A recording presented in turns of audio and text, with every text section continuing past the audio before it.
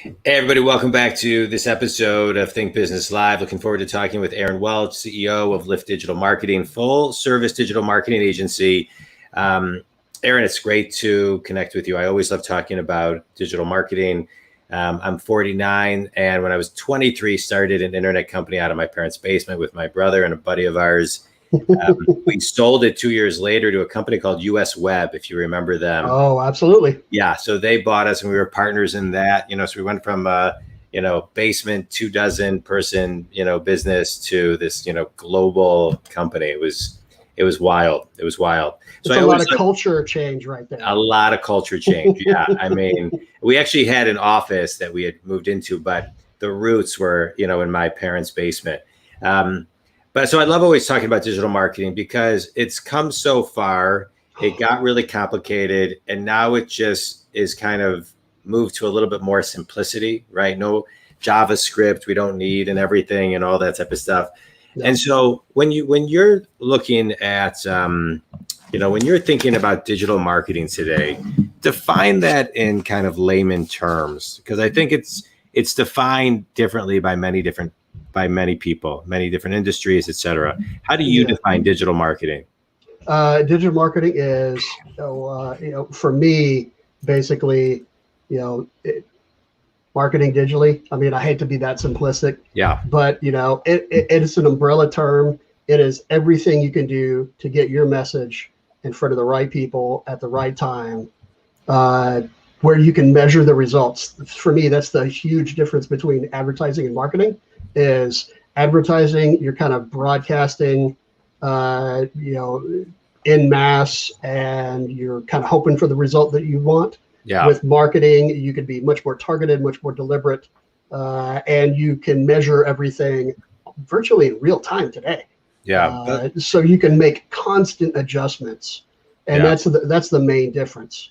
Let's talk about that. Let's dive into that, because I think, when you're talking about getting in front of the right people, which I think I want to dive into, and measuring doesn't always mean big numbers. No. And I think that's where sometimes people get lost. They'll say, oh, I've been posting for 3 months and I only get 20 views, or I only got 1 like, or, I'm someone, I do a lot of social content. I don't check my stats at all. So my measurable is my phone rings, I get emails, I grow clients, I retain clients.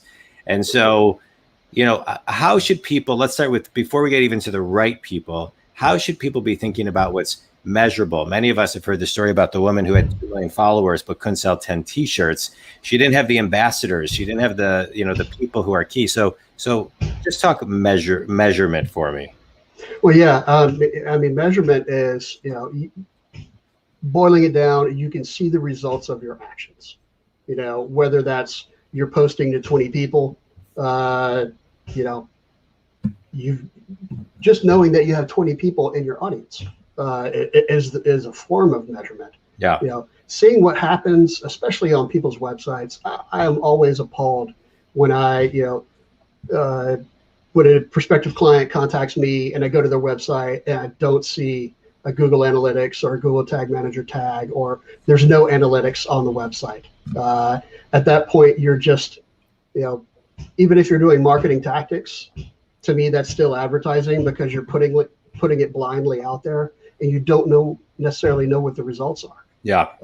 So knowing what's going on, being able to measure your results, but it's more than just the measurement, like you said. It's actually looking at the data and then making that actionable. Like if you're posting to 20 people and you're not getting any response, then you're going to need to change something that you're doing, whether it's the type of content, whether you don't have a call to action, which is more than likely the case. If you're just blindly posting content without there being a goal,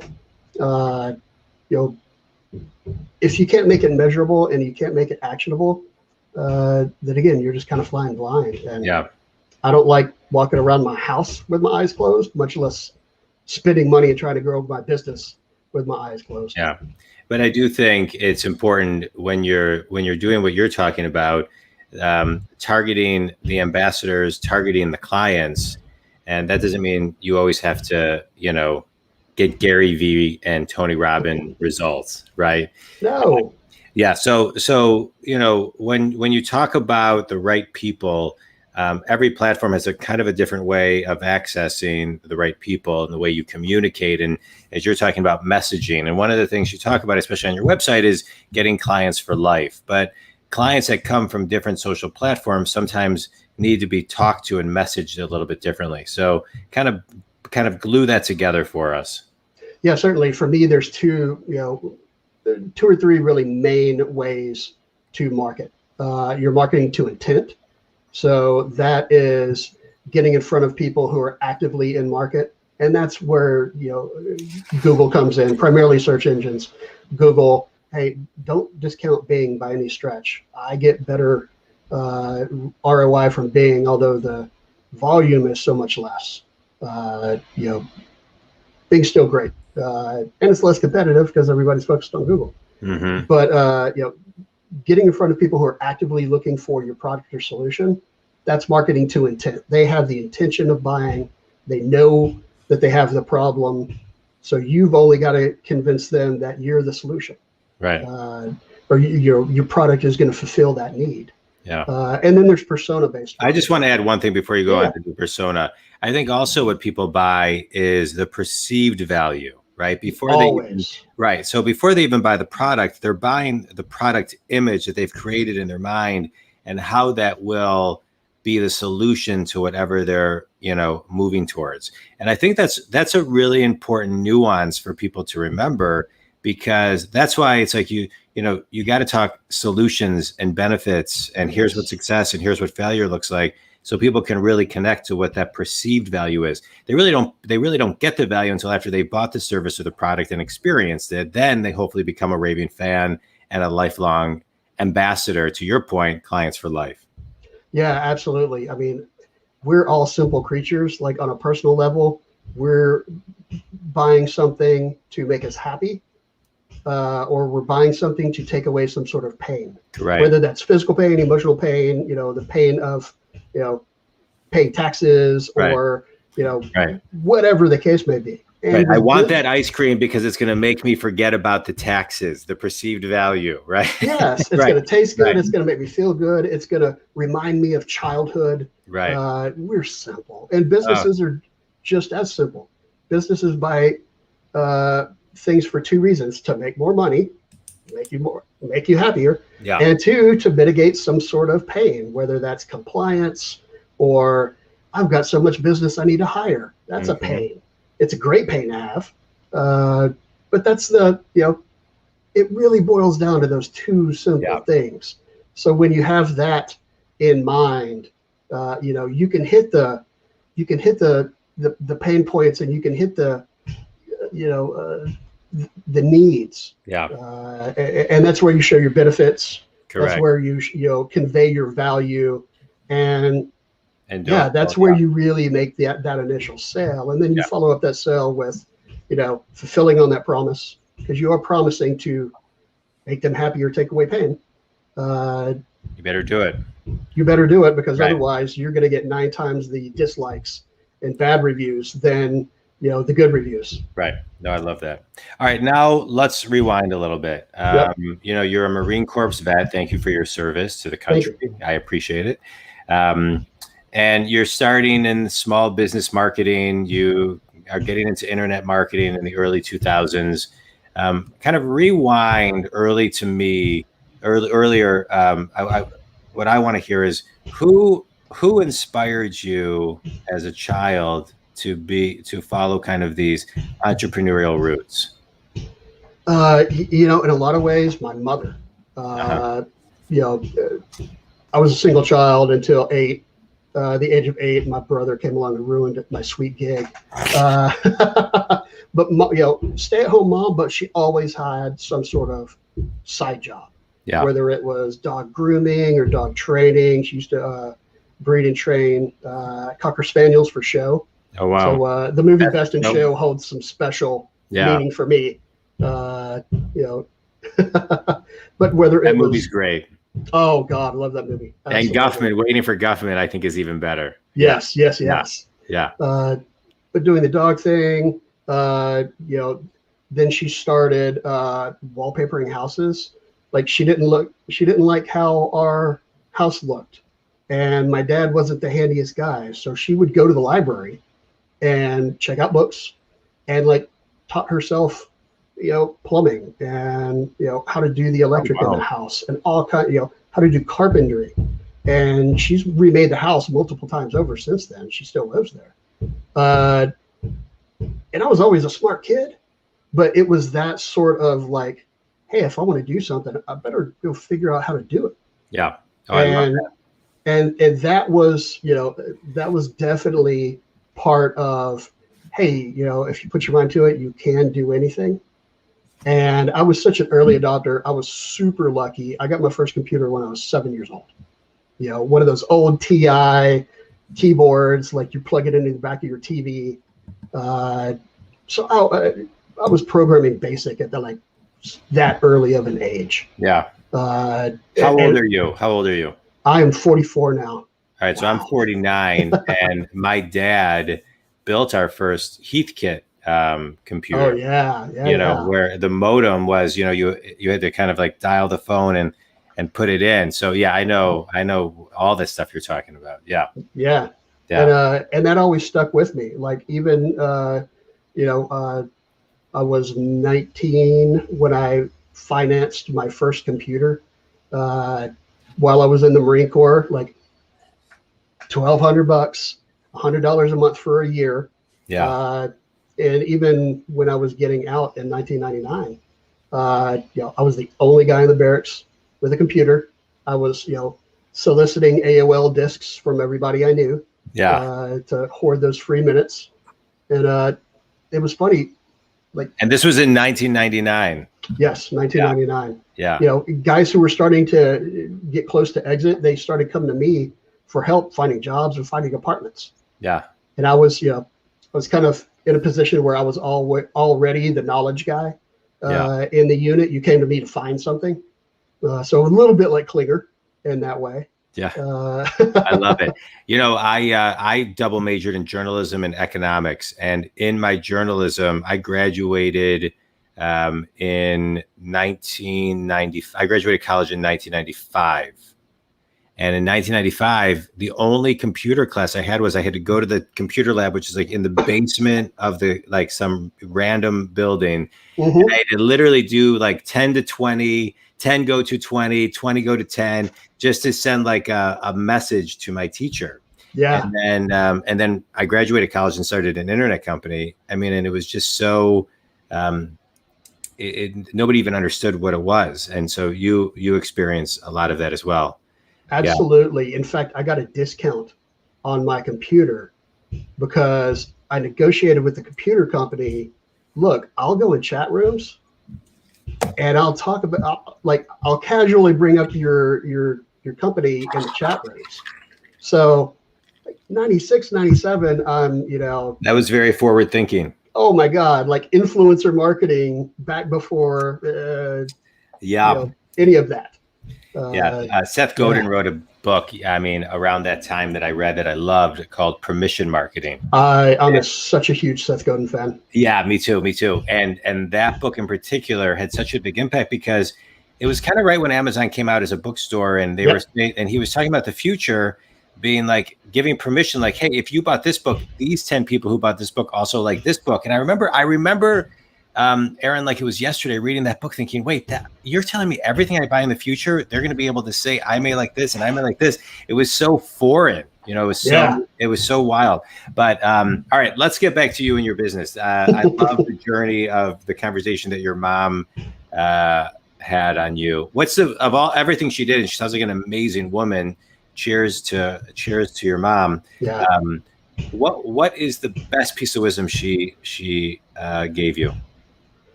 That's a weird part. There wasn't a ton of wisdom imparting. It was just. Let me rephrase the question. Yeah. Okay. Define the wisdom you took from being an observer. Yeah. And I'm still I love people watching just for fun. Yeah, I do too. I love it.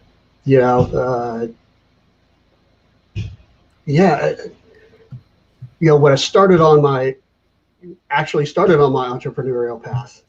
I learned, or I figured out early on, back when I was in the Marine Corps, I actually had zero designs on doing anything business related. I wanted to be a basketball coach. I love basketball, the towering stature of, fully grown 5'7" and being the tallest person in my family, wasn't going to work out. You weren't playing in the NBA. No, I wasn't even playing on the Although varsity. Earl Boykins, I don't think is more than 5'8", 5'9". But Muggsy Bogues was my hero. Muggsy, right, yeah. But I knew I could think the game, so I gravitated toward coaching. I always looked up to coaches. So in reading those coaches' books, and even like some of them put out like how to run practices. Yeah. What kind of dork reads a book on how to run practices? But it was that process of like finding successful people and looking at what they did and kind of looking through their journey. Yeah. Like, man, if they're, at this level, if they're like Mike Krzyzewski level, man, if I aim for that and only get 50%, I'm probably going to be super happy. Right. But I do the same thing, Aaron. And to me, it's all about paying attention to the slivers of nuances. Yeah. Right. That I think most people don't pick up on. Right. And as a coach, that helps me in my coaching practice. The intuitive nuance that everybody's just kind of brushing over, to me, is the gold. And so it sounds like you do the same thing. So how do you, I don't know how you can, how do I package that? Yeah, right. Well, right. I feel like I monetize it in my coaching career because I can do it in real time. And so it sounds like you can too, which I think is really important from a digital strategy standpoint, because I think digital strategy is all about nuances, especially when it comes to consistency and repeating the message in different ways. So let's just kind of move in that direction. How do you, post and have a strategy that's consistent with the same message, but repeating the same message in different ways over and over again? Yeah. I mean, having a good plan, having the discipline to stick to that plan.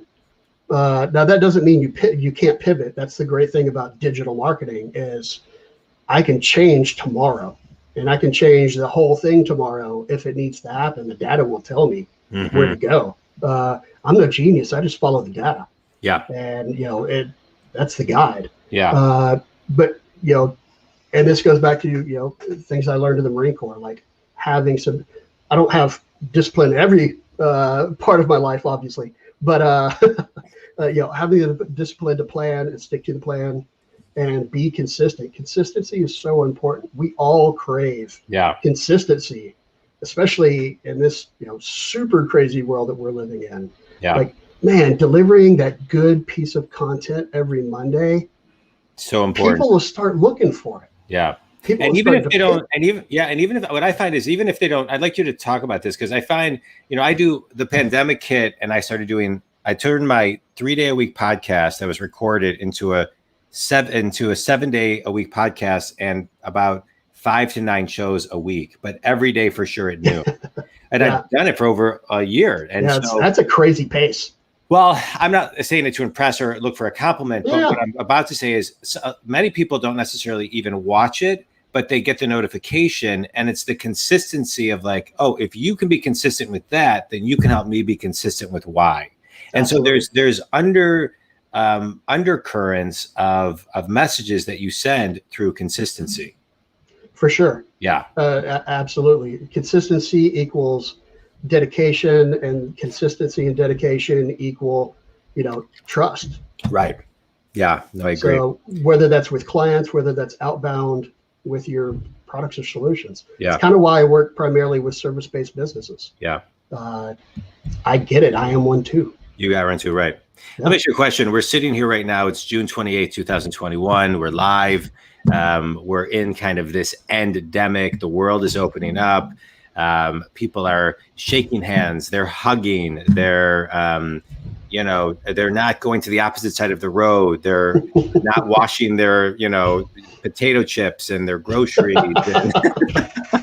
Hey, I did it. I did it too. I did it too. You know, there's less fear, and I feel like we're all kind of decompressing. And I think this July 4th week is going to bring everybody even more kind of relaxed and come back to a very strong second half of the year. Yeah. And so with that being said, in business, as a business owner, moving out of the endemic, or in it and out of it, and then into the second part of the year, as a business owner, what keeps you up at night?